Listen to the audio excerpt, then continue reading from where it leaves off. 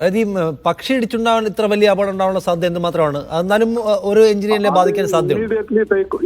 ഒന്ന് ഇത് fully loaded ആണ്. ഇത് 100 tons ഫ്യൂൽ ഉണ്ട്, ഫുള്ളി പാസഞ്ചർ, പിന്നെ ഗാലി, അതൊക്കെ ഫുള്ളി ലോഡഡ് എയർക്രാഫ്റ്റ് ആണ്. അപ്പൊ ഇമ്മീഡിയറ്റ് ഇത് ബേർഡ് ഹിറ്റ് ആയ ഒന്നാലും ഒരു എഞ്ചിനിൽ കുറച്ച് ക്ലൈംബ് ചെയ്യുക, അല്ലെങ്കിൽ മെയിൻറ്റെയിൻ കൊണ്ടുപോവാം.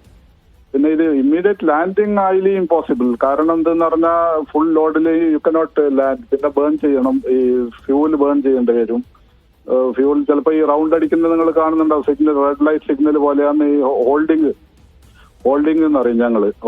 ഹോൾഡ് ചെയ്യുന്ന സമയത്ത് ഫ്യൂൽ ബേൺ ചെയ്യും. അത് ഈ ടൗൺ സൈഡിലൊന്നും പറ്റത്തില്ല. അത് ഈ കുറച്ച് വില്ലേജ് ഏരിയയിലെല്ലാം പോയിട്ടാണ് ബേൺ ചെയ്യേണ്ടത്. ചെറിയ എക്സ്പ്ലോഷൻ ഒഴിവാക്കാൻ എക്സ്പ്ലോഷൻ ഒഴിവാക്കാൻ വേണ്ടി പരമാവധി ഫ്യൂൽ കത്തിച്ച് കളയാന്നുള്ളതാണ്. അതൊക്കെ ചെയ്യാറുണ്ട്. അതൊക്കെ ഹോൾഡിങ്ങിൽ ഞങ്ങൾ ചിലപ്പോ ഈ അതിനുള്ള ടൈമില്ലല്ലോ. ഇത് 600 എബോവ് സീ ലെവൽ 600 feet എന്ന് പറഞ്ഞാൽ വളരെ അടുത്തല്ലേ. പിന്നെ ഇതിനൊന്നുമില്ല. മേടെ പറഞ്ഞ തന്നെ ഒരു എഞ്ചിൻ ഫെയിൽ ആയപ്പോ ട്രൈ ടു ഗോ അപ്പ്, പിന്നെ പോകുന്നില്ല. അപ്പോ ഈ മേടെ പറഞ്ഞ മേടെ എന്ന് പറഞ്ഞാൽ ഫേസിങ് മേജർ പ്രോബ്ലം. അപ്പൊ എല്ലാ ടവർ ഇമ്മീഡിയറ്റ്ലി നമുക്ക് എല്ലാ ഇതും ഫസ്റ്റ് പ്രിഫറൻസ് തരത്തുള്ളൂ മേടെ കേട്ടാല്. മേഡേ എന്നാണ് പറയാ. മേഡേ എന്നാണ് നിങ്ങളുടെ കമാൻഡ്, അതാണ് അല്ലേ സന്ദേശം? മേഡേ എന്ന് പറഞ്ഞാൽ നമ്മുടെ ഇത് മേജർ എമർജൻസി ആണെങ്കിൽ മേഡേ എന്ന് പറഞ്ഞാൽ ബാക്കി എല്ലാത്തിനും ഡൈവേർട്ട് ചെയ്യും. നമുക്കായിരിക്കും ഫസ്റ്റ് പ്രിഫറൻസ് ലാൻഡിങ്ങിനായാലും. പിന്നെ അവര് ബാക്കിയെല്ലാം ഡൈവേർട്ട് ചെയ്യും. പക്ഷെ അവർക്കത് തുറന്നു കൊണ്ടുപോകാൻ പറ്റിയില്ല.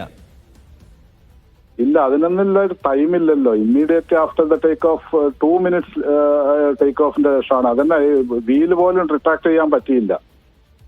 ചിലപ്പോ ആ ടേക്ക് ഓഫിലുള്ള സമയം ഇത് എയർക്രാഫ്റ്റ് മെയിൻറ്റെയിൻ അല്ല എന്നെല്ലാം വെറുതെ പറയാണ്. പിന്നെ നമ്മൾ പൊതുവെ ഞാൻ എയർ ഇന്ത്യനെ ഇതാ ചെയ്യുന്നതല്ല കേട്ടോ, പ്രൈസിങ് ചെയ്യുന്നതല്ല. എയർ ഇന്ത്യന്റെ ബാക്ക്ഗ്രൗണ്ട് അതാണ്. വൺ ഓഫ് ദ ബെസ്റ്റ് എയർലൈനിൽ പെട്ടതാണ്. 10 എയർലൈനിലാണ് എയർ ഇന്ത്യ ഉള്ളത്. ബാക്കി ഇന്ത്യയിലെ ഇപ്പൊ കുറെ പ്രൈവറ്റ് എയർലൈൻസ് എല്ലാം ഉണ്ട്. അവരൊക്കെ ഇമ്മീഡിയറ്റ് മെയിൻ്റെനൻസ് വളരെ പുവറാണ്. നല്ല സീറ്റും നല്ല പെയിന്റ് ഒക്കെ ചെയ്ത് അവര് കൊണ്ടുവരും പഴയ എയർക്രാഫ്റ്റ്. എന്നിട്ട് പറയും ഞങ്ങൾ അങ്ങനെയാണ് ഇങ്ങനെയാണ്. ഇത് 4-5 ലാൻഡിങ്ങിൽ ടയർ ചേഞ്ച് ചെയ്യണം, അവര് ചെയ്യത്തില്ല. കൈസേബി ലേക്കജാവെന്നെല്ലാം പറയും. അപ്പൊ ഇത് ലേക്കജാവെന്ന് പറഞ്ഞാൽ ഇത് വണ്ടി കാറല്ലല്ലോ എവിടെയെങ്കിലും പോയി നിൽക്കാനും. ഇപ്പൊ നമ്മുടെ 4 ലൈൻ 6 ലൈൻ ഹൈവേയിലും അതേ പ്രശ്നം തന്നെ. ടയർ ബേസ്റ്റ് ആയ വണ്ടി ഇത് ടോപ്പിലാവും, ആക്സിഡന്റ് ആവും. ഇത് ഹൈ സ്പീഡിലല്ലേ പോകുന്നത്. ഈ 300-400 കിലോമീറ്റർ സ്പീഡിൽ എത്തിക്കഴിഞ്ഞാൽ you cannot control, you cannot see the outside. കോക്പിറ്റിൽ നിന്ന് നിങ്ങൾക്ക് അങ്ങനെ കാണാനുള്ള ഒരു സാഹചര്യം ഇല്ല.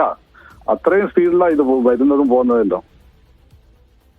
ഒരു 140-150 VI എന്ന് പറഞ്ഞാൽ നമ്മള് ടേക്ക് ഓഫ് ചെയ്യും.